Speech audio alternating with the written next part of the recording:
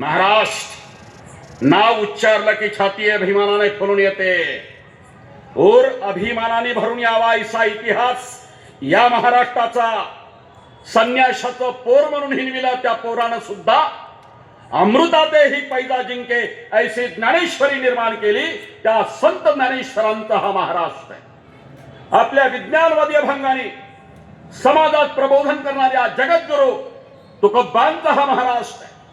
इंग्रजांच्या विरोधात सर्वप्रथम बंड करणाऱ्या 1832 फासावर जाणाऱ्या आद्य क्रांतिकारक उमाजी नाईकांचा हा महाराष्ट्र आहे. निमित्त होता 1876च्या दुष्काळाचं. रामोशी समाजाला हाताशी घेतला. इंग्रजांच्या विरोधात लढ्याची प्रेरणा निर्माण केली. त्या क्रांतीवीर वासुदेव बळवंत फडक्यांचा हा महाराष्ट्र. जगेल तर देशासाठी, मरेल तेही देशासाठी. हे व्रत आयुष्यभर जोपासून अजन्म ब्रह्मचारी राहून भारतभूची सेवा करणाऱ्या वस्ताद लहुजी साळव्यांचा हा महाराष्ट्र. शिका, संघटित व्हा आणि संघर्ष करा हा मूल मंत्र देणाऱ्या डॉक्टर बाबासाहेब आंबेडकरांचा हा महाराष्ट्र. स्त्रियांना शिक्षणाची द्वार खुली करणाऱ्या महात्मा ज्योतिराव आणि सावित्रीबाई फुल्यांचा हा महाराष्ट्र. महाराष्ट्र धर्म म्हणजे काय हे छत्रपती शिवाजी महाराजांच्या नंतर उत्तर हिंदुस्थान पावे तो नेणाऱ्या पुण्य श्लोक अहिल्यादेवी होळकरांचा हा महाराष्ट्र आहे. आणि पुरोगामित्व म्हणजे काय असतं त्याचं आचरण स्वतःच्या घरापासून सुरू करणाऱ्या, स्वतः छत्रपती असताना 96 कोळी मराठा असताना स्वतःची बहीण चंद्रप्रभाबाई हिचा विवाह इंदोरच्या होळकर म्हणजे धनगर घराण्यात लावून देणाऱ्या छत्रपती राजर्षी शाहू महाराजांचा हा महाराष्ट्र. मैं कोई राजा नहीं बल्कि छत्रपती का सेवक हूं असं उत्तरेत विनम्रपणे सांगणाऱ्या आणि मराठ्यांचं साम्राज्य दिल्ली पावेतो नेणाऱ्या थोरल्या बाजीराव पेशव्यांचा हा महाराष्ट्र आहे. आणि ज्या महापुरुषाला आद्य समाज सुधारक अशी बिरुदावली लावली जाते, ज्या महापुरुषानं 12व्या शतकात समतेचं बीजारोपण केलं, ज्या महापुरुषानं 12व्या शतकामध्ये स्त्रियांना पुरुषांच्या बरोबरीने अधिकार दिले, ज्या महापुरुषानं 12व्या शतकात आजच्या पार्लमेंट सदृश्य रचना अनुभव मंडप ती सुरू केली, आणि ज्या महापुरुषाचे 20 वर्ष आपल्या सोलापूर जिल्ह्यातील मंगळवेढ्यासारख्या ठिकाणी गेले त्या जगज्योती आद्य समाज सुधारक महात्मा बसवेश्वरांचा हा महाराष्ट्र आहे. आणि भजन तीच, अध्यात्म ही तेच, पण ग्रामगीतेच्या मार्फत लोकप्रबोधन करणाऱ्या वंदनीय राष्ट्रसंत तुकडोजी महाराज आणि परमपूज्य गाडगे महाराजांचा हा महाराष्ट्र.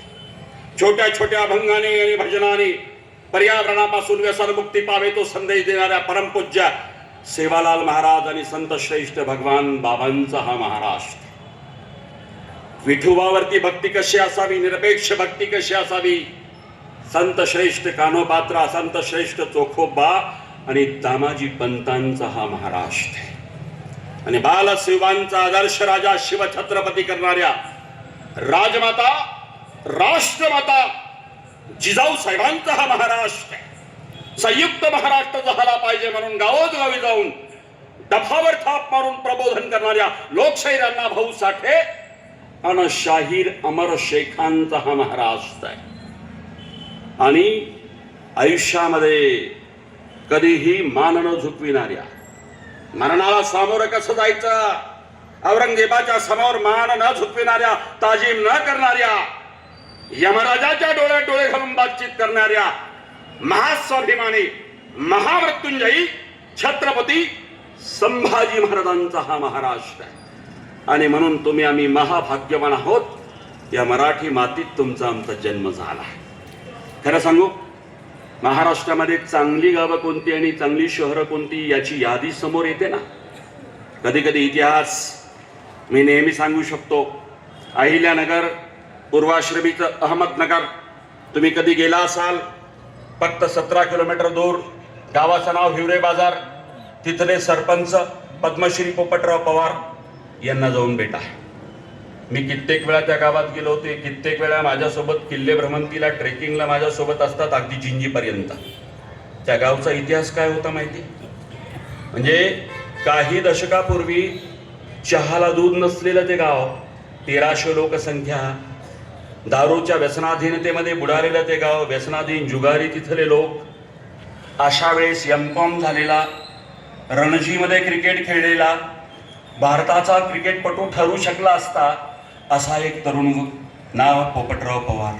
मनाला वाटलं की मला रणजीच्या क्रिकेटपटूपासून भारतीय संघात माझी निवड होईल, पण त्या संघापेक्षा माझं गाव मी सुधारलं पाहिजे. म्हणून पोपटराव पेटले आणि आज 140 देशातील लोकांनी हिवरे बाजारला भेटी दिल्या. किती लोक गेली होती तुमच्यापैकी? जाऊन या. कुठला कायापालट केला त्या हिवरे बाजारमध्ये एका माणसाने, ते बघून या. काय नाही हो केलं, लोक सहभाग नोंदवला. आज सजग या नागरिक मंचाला एवढंच वाटतं की सरकार कोणाचंही हो, नगराध्यक्ष कोणीही हो, त्याच्याशी या संघाला घेणं देणं नाही आणि मलाही घेणं देणं नाही. मला तिथं कोण लढतंय याचंही नाव माहीत नाही, कोणता पक्ष लढतोय हेही माहिती नाही आहे.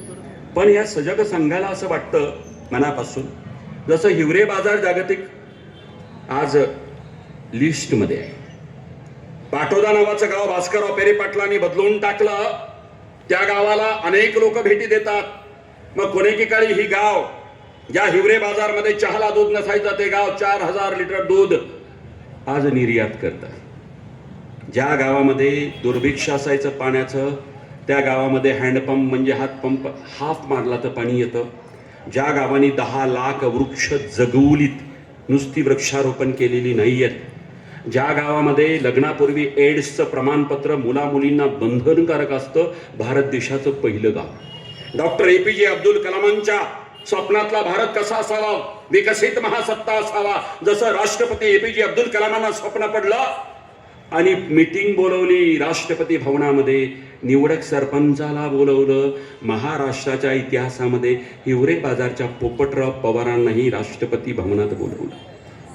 मलाही असंच वाटतं, सजग नागरिक संघालाही असंच वाटतं की आज मंगळवेढ्याची स्थिती कदाचित विदारक असेल, कदाचित मंगळवेढा अस्वच्छ असेल, आरोग्याच्या समस्या असतील, शिक्षणाच्या समस्या असतील, रस्त्याच्या समस्या असतील, गटाराच्या समस्या असतील, अंडरग्राऊंड ड्रेनेज सिस्टम नसेल, मच्छरांचा प्रादुर्भाव असेल, वेगवेगळे आजारी लोक पडत असतील. आज मंगळवेढ्याची ही स्थिती असेल तर एक स्वप्न, भोळं भाबडं स्वप्न यांनी बघितलं. प्रयत्न खारीचा म्हणून त्यांनी आज केला की याच मंगळवेढ्याला 5-10 वर्षामध्ये मुख्यमंत्र्यांनी भेट द्यावी, पंतप्रधानांनी भेट द्यावी नव्हे, जगातील विविध देशातील लोकप्रतिनिधींनी भेट द्यावी. की असं मंगळवेढा पूर्वी होतं आणि बदललेलं मंगळवेढा. आज तुम्हाला स्वप्नवत वाटत असेल, हिवरे बाजारकरांना असंच वाटत होतं, पाटोद्याच्या भास्करराव पेरे पाटलाच्या गावाला असंच वाटत होतं. अशक्य कोणतेही गोष्ट नसते. जेव्हा एखादी योजना लोकसहभागातनं पुढे येते ते गाव यशस्वी होतं. मी एक उदाहरण देईन, छोटंसं उदाहरण आहे.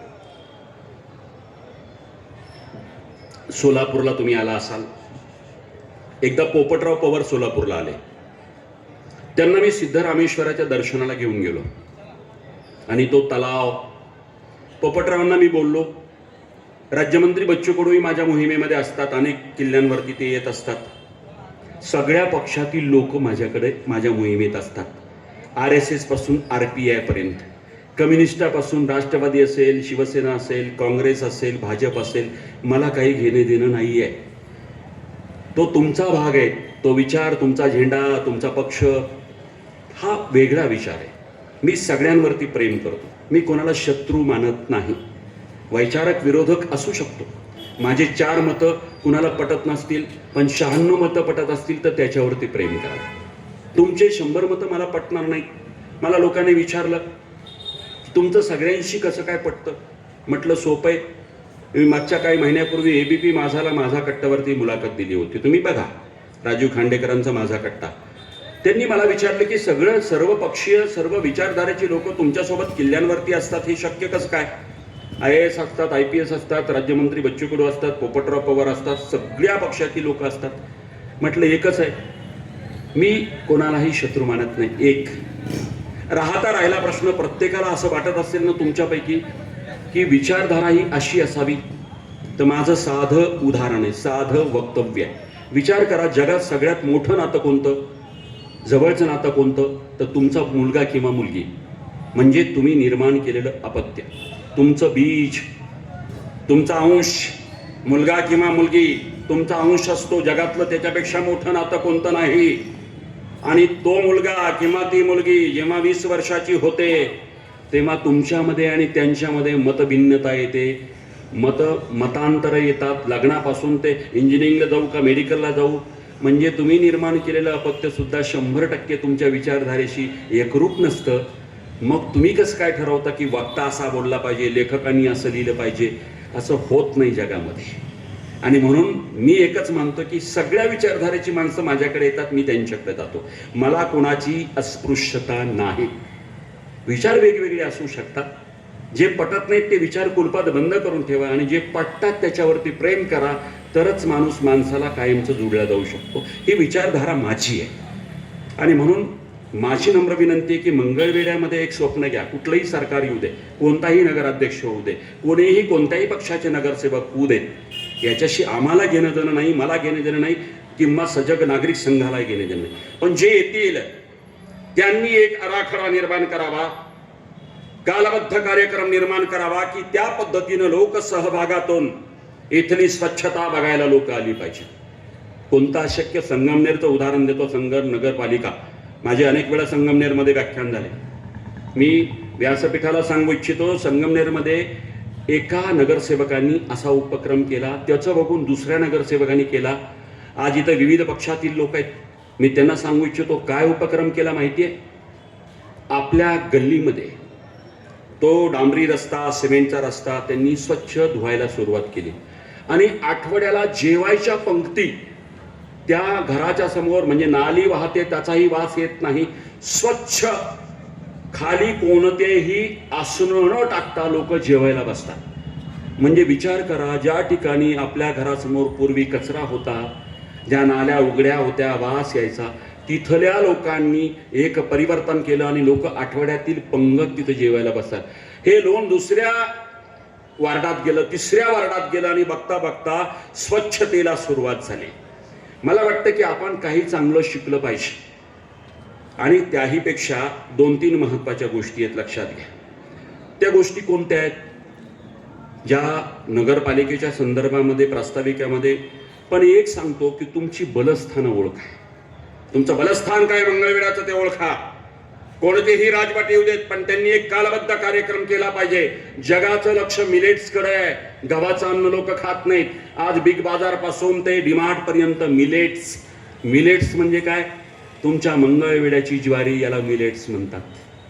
नाचणी, याला मिलेट्स म्हणतात. जी वरई, म्हणजे जे पूर्वीचे बापजादे आपले खायचे, त्याला मिलेट्स म्हणतात. आणि जगाने सिद्ध केलं की ते मिलेट्स आपल्या आतड्यासाठी आणि प्रकृतीसाठी सर्वात उत्तम आहे. माझी नम्र विनंती आहे, जो नगराध्यक्ष होईल, जे नगरसेवक होतील, ज्या पक्षाचे असतील, एक संकल्प करा, ज्या मंगळवेढ्याची खास ओळख केवळ महाराष्ट्रामध्ये नाही, जगामध्ये मिलेट्सचं आणि ज्वारीचा आगार म्हणून झाली पाहिजे. यासाठी कालबद्ध कार्यक्रम झाला पाहिजे. का शक्य आहे? शेतकऱ्याच्या संघामधून. आणि मी बघितलं की मंगळवेढ्याला बांध नाही आहे.